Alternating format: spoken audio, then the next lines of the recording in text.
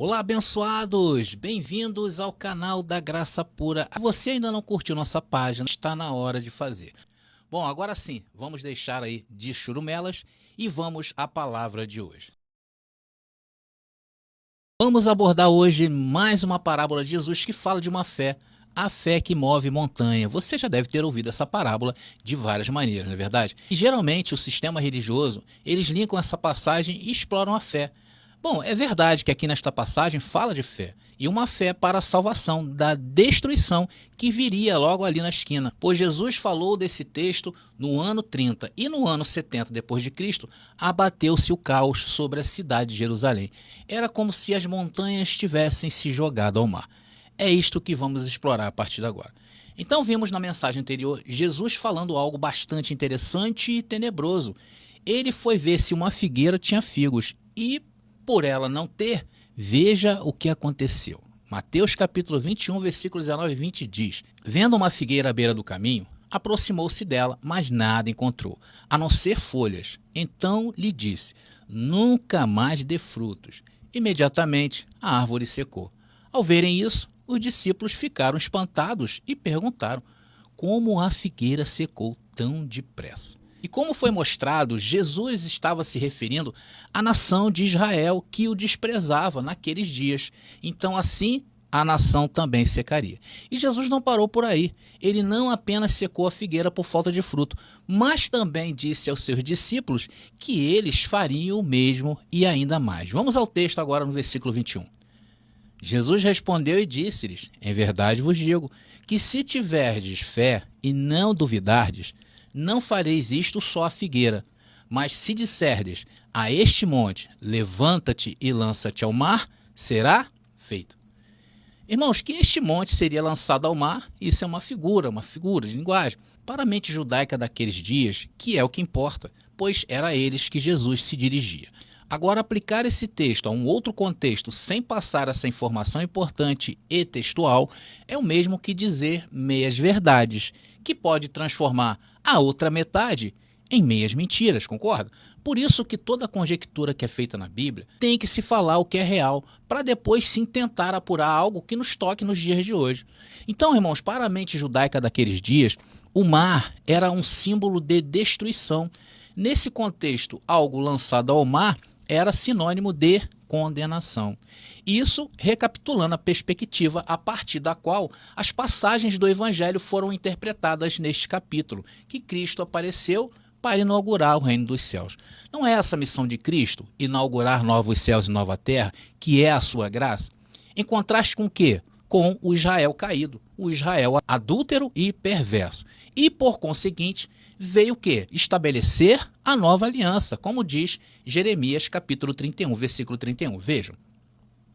Estão chegando os dias, declara o Senhor, quando farei uma nova aliança com a comunidade de Israel e com a comunidade de Judá. E acabar com o quê? A antiga aliança, conforme indica Hebreus capítulo 8, versículo 13. Chamando nova esta aliança, ele tornou antiquada a primeira. E o que se torna antiquado e envelhecido está a ponto de desaparecer. Essa é a síntese da vida e ministério de Jesus de Nazaré. Por isso, quando o estudante, o professor, ou mesmo o pregador ler esses versos, eles têm que contextualizar isto com vocês. Mas, infelizmente, não é isso que vemos acontecer. O que há é uma bagunça generalizada, pois o futurismo da segunda vinda de Jesus acaba com qualquer outro tipo de interpretação que se possa fazer. Mas vamos voltar ao texto. Então, como o evento consumatório que marca essa crise, ele profetizou a destruição de Jerusalém em 70 depois de Cristo pelos romanos, como parte do julgamento daquela geração maligna e como parte dos planos de Deus para acabar com a antiga aliança, viciada pelos mestres da lei. Isso veio bem antes. Veja o que está escrito em Malaquias capítulo 4, versículos 5 e 6. Vejam, eu enviarei a vocês o profeta Elias, antes do grande e terrível dia do Senhor. Ele fará com que os corações dos pais se voltem para seus filhos e os corações dos filhos para seus pais. Do contrário, eu virei e o castigarei. Agora vamos analisar João Batista nos dias de Jesus. Está lá, Lucas capítulo 3, versículo 7 a 11. João dizia às multidões que saíam para serem batizadas por ele: raça de víboras, quem lhes deu a ideia de fugir da ira que se aproxima? Deem frutos que mostrem o arrependimento, e não começam a dizer a si mesmos: Abraão é nosso pai. Pois eu lhes digo que destas pedras Deus pode fazer surgir filhos a Abraão. O machado já está posto à raiz das árvores, e toda árvore que não der bom fruto será cortada e lançada ao fogo. O que devemos fazer então? Perguntavam as multidões. João respondia: quem tem 2 túnicas, reparta-as com quem não tem nenhuma, e quem tem comida, faça o mesmo.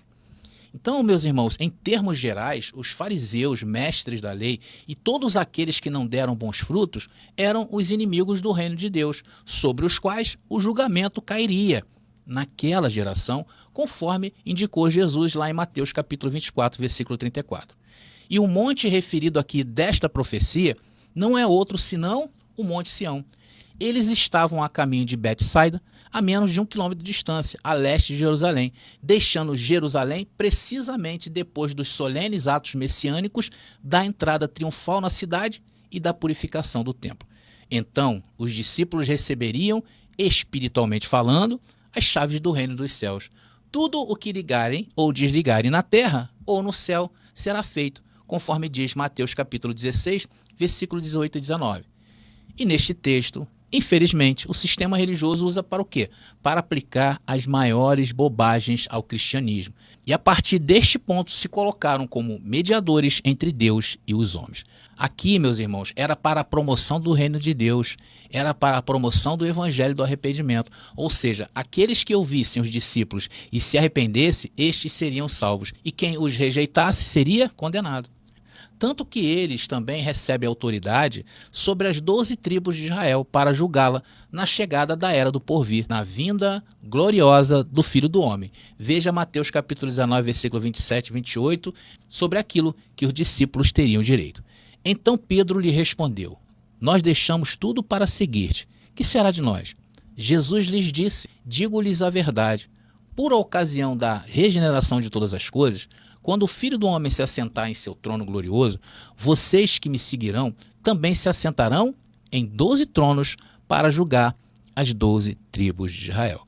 Vocês estão entendendo por que Jesus falou que se eles tivessem a fé, obras maiores fariam? E este julgamento, irmãos, viria como a retribuição pelos males que os judeus fizeram contra os próprios apóstolos, conforme indica essas passagens que estão aí. Então, pela fé, semelhante ao de uma semente de mostarda, Mateus capítulo 17, versículo 20 diz: ele respondeu: porque a fé que vocês têm é pequena.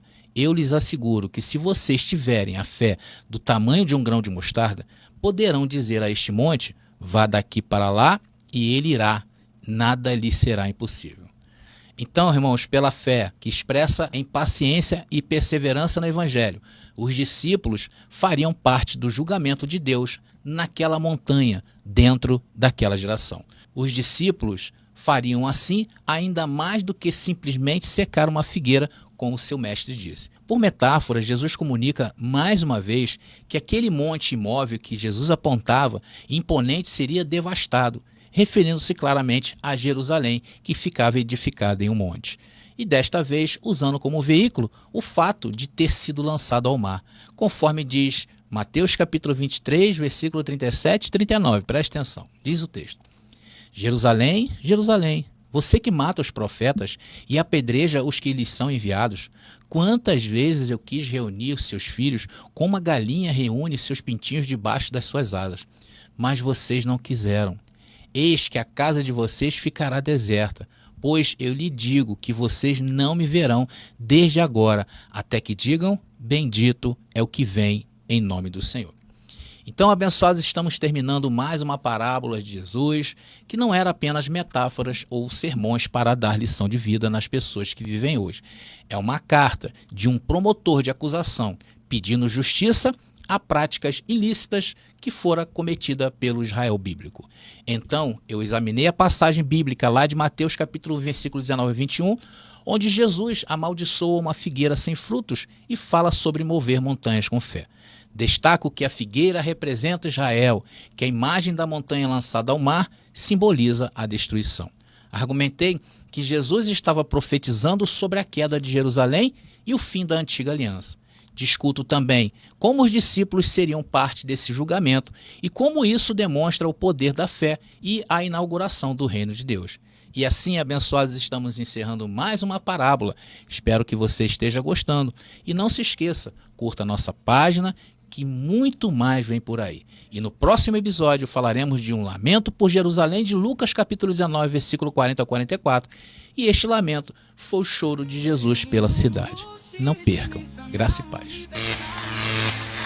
Essa mensagem que você acabou de ouvir é parte do livro As Parábolas de Jesus, sob a ótica do preterismo completo de André Pimentel. Se você se interessou, adquira agora mesmo no WhatsApp 21 9 79 87 46 68.